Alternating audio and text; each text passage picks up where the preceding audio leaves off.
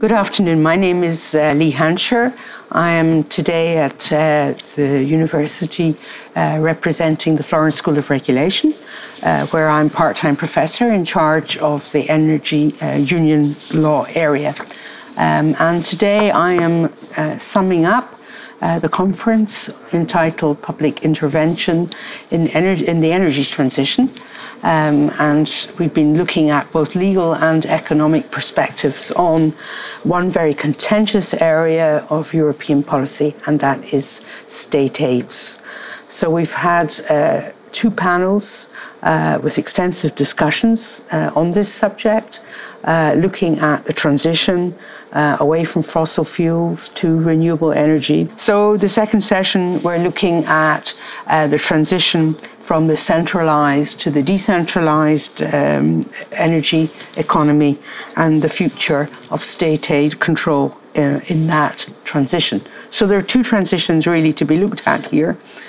Fossil fuels to renewable and central to decentral. And each presents a large number of legal as well as economic issues. A lot of those issues we've been able to discuss. Some we've only been able to put on the agenda as requiring future research, future discussion. So it's a big area that we've maybe just given the audience a taste of what has to come, should come, if we are to realise the ambitions for climate change and a transition to a low-carbon economy, where the European Union institutions promise us that ordinary consumers should also get the benefit of that transition. They should not be excluded. So there are loads of challenges, societal, legal and economic, that need to be explored in great detail. State aid law and policy gives us a prism through which to see those issues. It's quite a useful prism because we've seen today that it's a flexible instrument, that the Commission has a lot of power, a lot of discretion, maybe not much control over the Commission in how it uses its state aid powers, which are often very undefined. The scope of the state aid rules is still not really crystallised. So there's a lot of areas where member states might want to take action, they might want to intervene, but they're reluctant to do so because they don't know whether these rules apply or not. So that legal uncertainty in turn has economic consequences. It holds up investments, it holds up the very transition that we want to see occurring.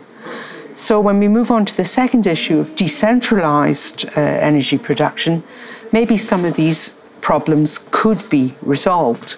Now, why is that? That's because the level of state intervention and the degree of state intervention might well change. So we might see in the future a lot of small-scale support being offered at regional or even smart city level, as opposed to central government level. So instead of seeing huge programs of state aid for the nuclear sector, common in France, in the UK, in Finland, Germany, for example, costs of cleaning up the nuclear sector are also huge, as the Commission speaker informed us this first thing today in her keynote speech. We might see a lot more small-scale interventions, cities providing incentives to homeowners or people living in apartment blocks to put solar panels on their roofs and sell that surplus energy back to the grid. So where do state aid rules then come in? If that happens, if that is the major part of the transition. And that's really a key question, because the current rules are such that a lot of small-scale aid is actually exempted. It's outside the control of the state aid policy guidelines of the Commission's powers under the treaty. So a lot of power has actually been effectively decentralised. And we have to look carefully going into the future, whether that is a good thing or not. And that, to me, is one of the big challenges for both lawyers and economists in this area, because we haven't even begun to explore that decentralised dimension.